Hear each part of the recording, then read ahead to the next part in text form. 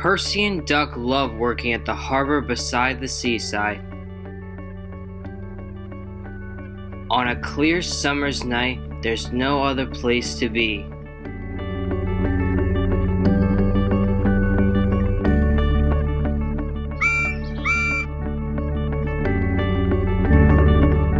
The big ships carry passengers, cargo ships carry machinery and other things.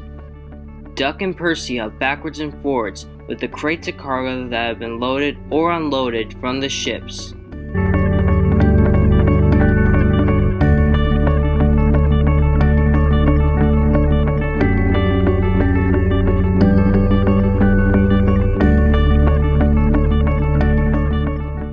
One morning, Duck and Percy saw that the horizon was packed with sails, flapping against the blue skies.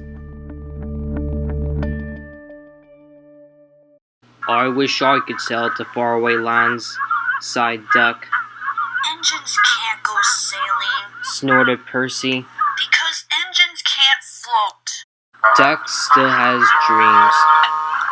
Just then, they were interrupted by a familiar buzzing.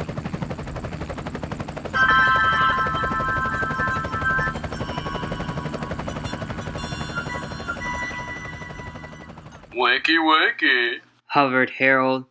I'm looking at the boats, huffed Duck. That's the regatta. Lots of boats, lots of races. Great fun. I hover around in case I'm needed. Do you even go to the horizon? Asked Duck. Yes, and beyond. I didn't know there was a beyond. Whispered Percy. Do you go to other places at sea? Continued Duck. Certainly. I can land on ships, you know. Anywhere, anytime. Goodbye. Duck sighed. He kept on talking about the regatta all afternoon. Well, Duck, I'd rather have my wheels on solid ground.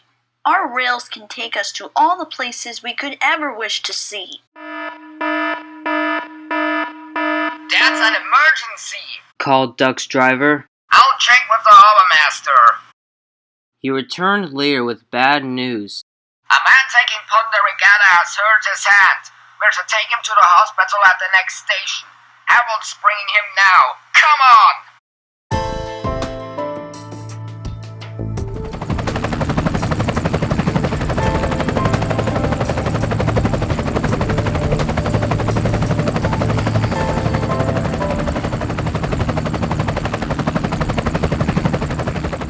Good to see you again, Duck. Said Harold as he carefully landed on the platform. The man was gently helped to safety. My job is to stay at sea in case of other emergencies.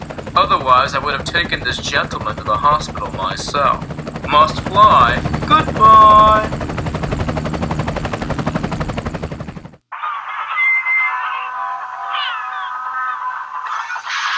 Duck soon set off on his journey. Soon he was speeding along the line and his wheels were thundering along the tracks.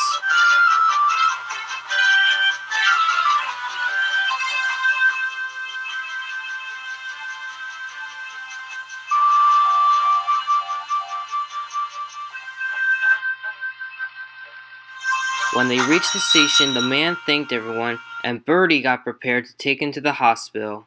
You look splendid flying along the line, Duck. Smiled Bertie. No wonder they call you Great Western. Thank you, Bertie. Percy's right, thought Duck to himself. Engines are always happy when their wheels are firmly on the rails. That evening, Percy and Duck stayed a little longer at the quay. The air was warm and the sea was calm. There's a shooting star, replied Duck. Don't be daft. Laughed Percy. It's Harold. Look, he's hovering overhead.